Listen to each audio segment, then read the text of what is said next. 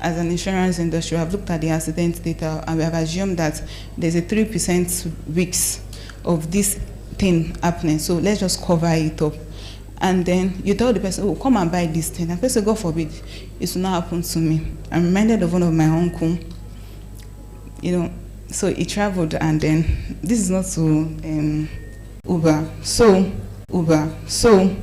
the man asked the question. He said, how much would you insure my car?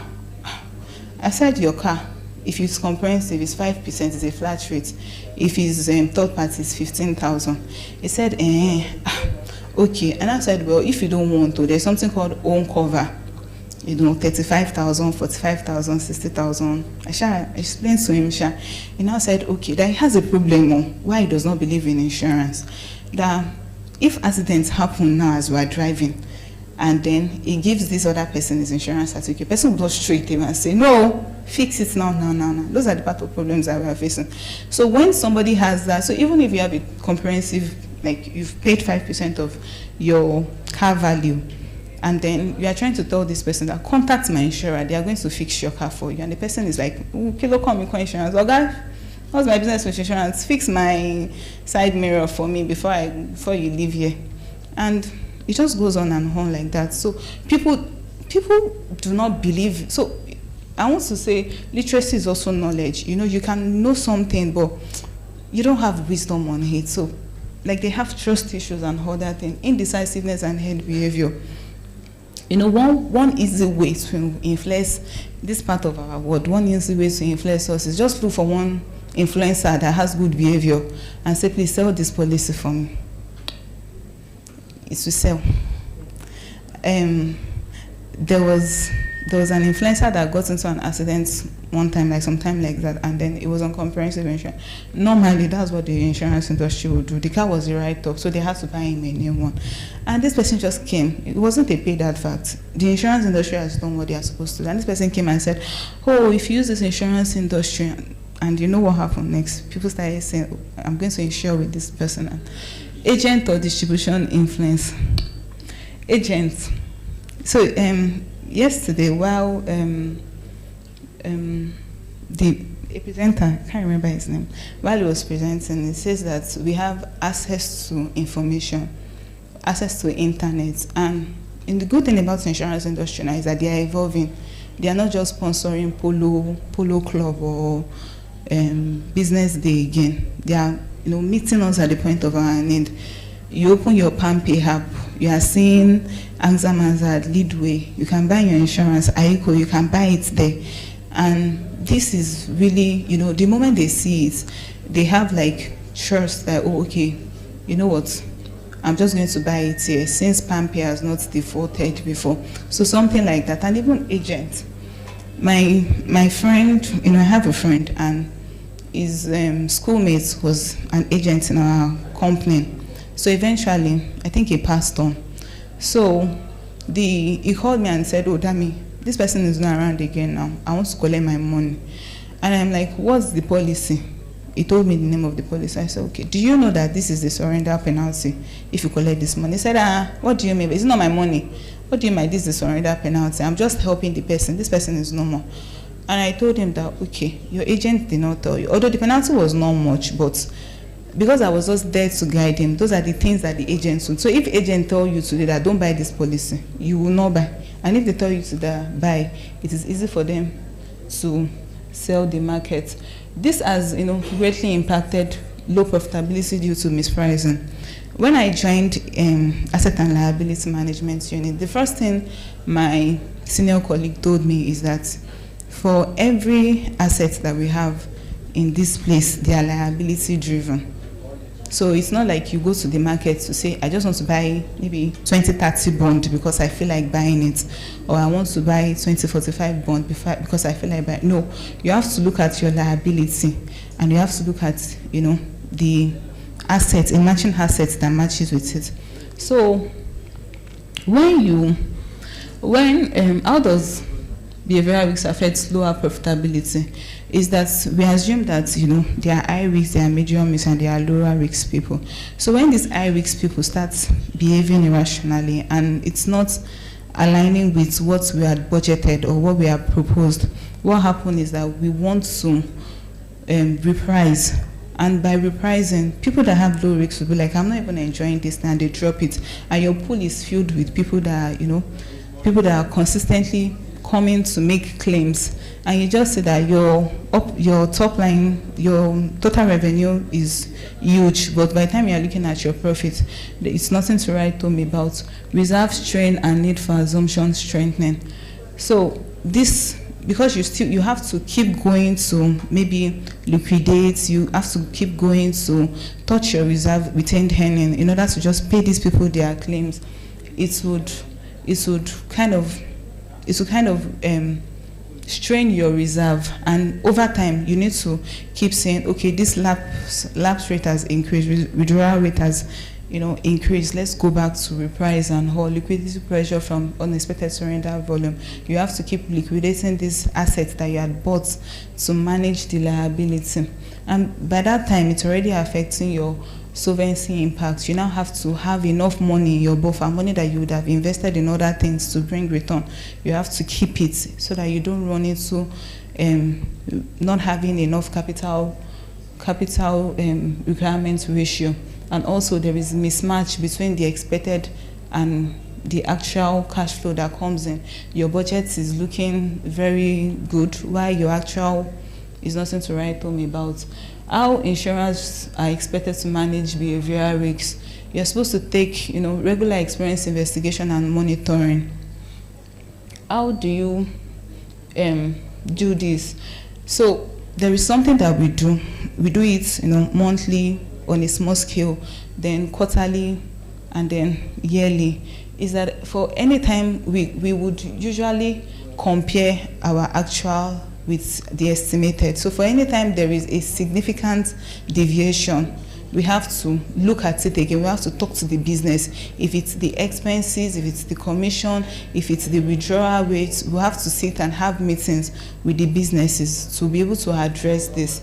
Dynamic lapse and behavioral assumption.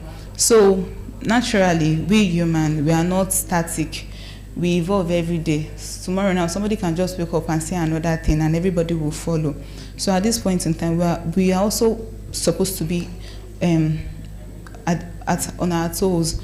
I was talking to somebody about this, and the person was like, just imagine that you can model moral hazard or adverse risk selection. And I'm sure, even though it's complicated, it's something that we can do. Stress and scenario testing in models. You can, keep stress testing, scenario testing, like what will happen if there is an 100 basis points shifts in yields in the market? What will happen if withdrawal rates increase or reduces by this percentage? What will happen if interest rates? You have to look at the economic condition, because that's part of the things that also causes causes behavioral risks. Like that's what make individuals to make decisions that can affect what we initially have assumed. Then improved product design features to influence behavior. Yesterday, one key point that was said is that we are so used to a fixed premium amount, so we expect that they are supposed to be paying premium whether annually or quarterly or semi-annually or so like that. But by the time we give them flexible payment system, they are able to utilize that, and it is easier for them. They are not saying, hey, it's next week that I'm going to pay, once I don't pay, something would happen, hey. But because they have flexible payment system, we are able to meet them at their points, and it builds more trust, improve customer engagement and communication. For every time there is a lapse, or for every time there is more like withdrawal, because that's when they reach out to you to say, please, I want to surrender my policy, or I want to make partial withdrawal. You are supposed to ask them, have conversations with them. This feedback are what we would use in doing our review. So industry countermeasures.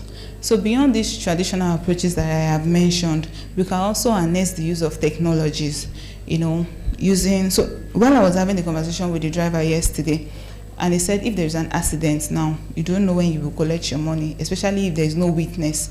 They feel like you are lying and stuff like that. And I'm like, yes, if this was a developed country, most streets would have CCTV. It would be easy. Most shops will have CCTV. You can just walk in there to say, please, can you give me a clip? And you submit it and you get your money.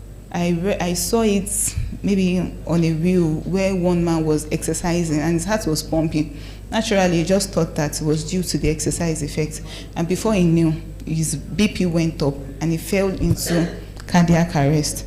And they said his Apple Watch sent a message to the emergency response, and then they came and took him. So that's like harnessing technology. The speaker yesterday said that if robots were to treat us, how many of us would want to, take treatment from it? But I think in China or in Japan, one of the two countries, so robots are already assisting the nurses to carry out their duties. We can also use predictive and AI monitoring. So right now, people use machine learning models a lot. They help to detect unusual patterns, fraud, exaggerations, and all, and trace architectures and behavioral nudges. So insurers are applying behavioral economics, and that's like one of the new that is coming on in Actuarial now. This is where economics meets social science meets pure science, where economics meets actuarial science.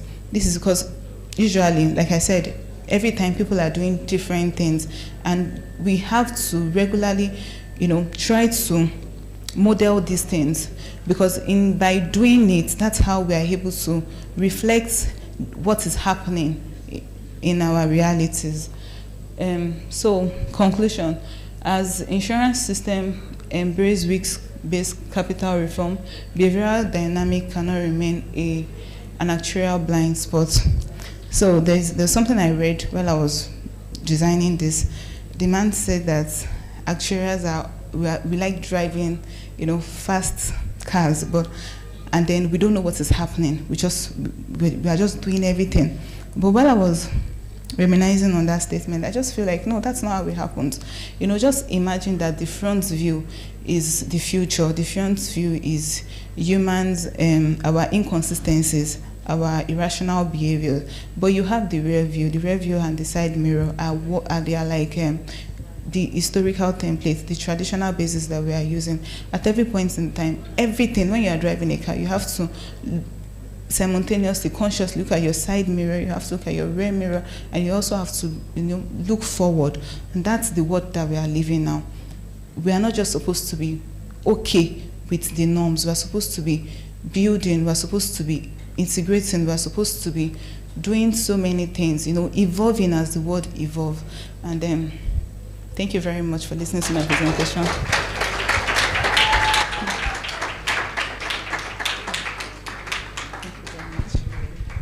Thank you very much, Damilola. We can take a few questions for our speaker.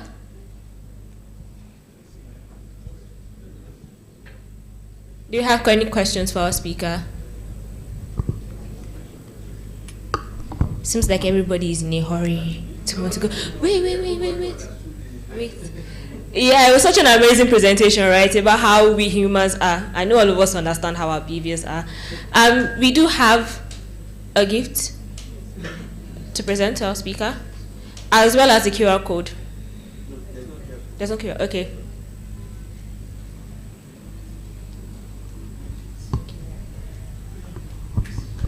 Right.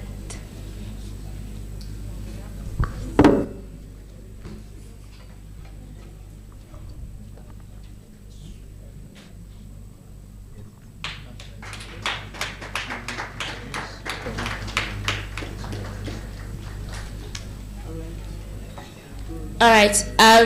So we are going into bringing this conference to a close, and we have Suliat Giwa here.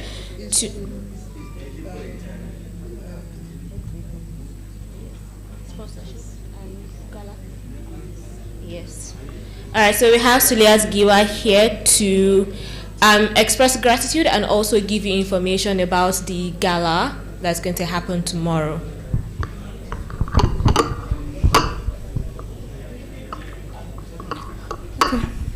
Good evening, distinguished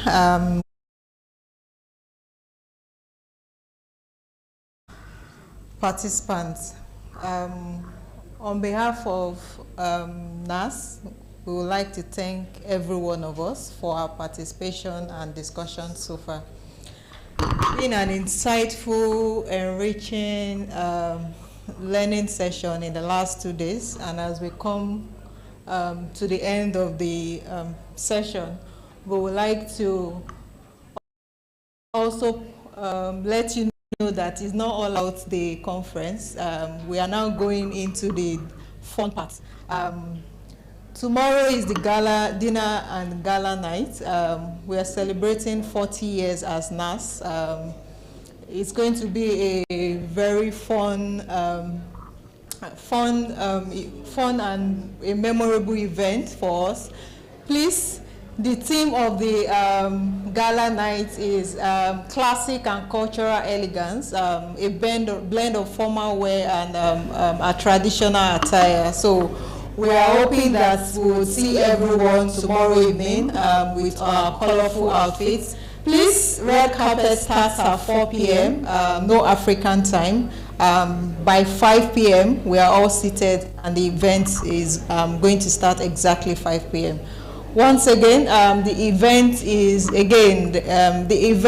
in Victoria Land, the Condo Event Center, number 1, Kofu Abayomi, Victoria Land, Lagos. So we hope to see everyone in our colorful attires. Thank you, everyone, once again. Thank you very much. And now for us to bring the 2026 Nigerian Actuarial Society Industry Conference to a formal, we are inviting the president of the Nigerian Society, who is also the Managing Director of MPO Life Insurance, to deliver the closing remark of this amazing day conference.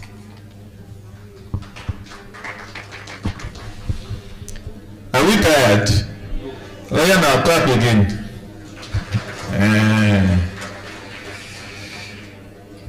Ladies and gentlemen, I took over the last 2 days. Hello, one conference please. Will soon be done.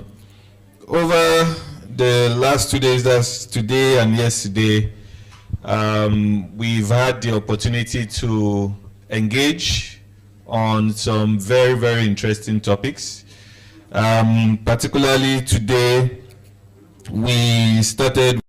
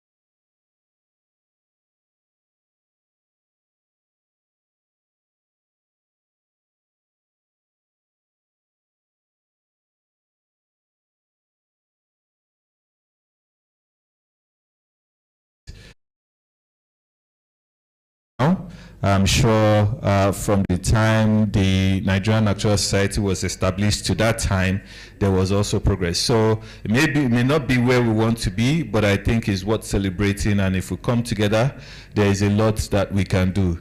I personally will be coming dressed. I will not tell you how I will dress.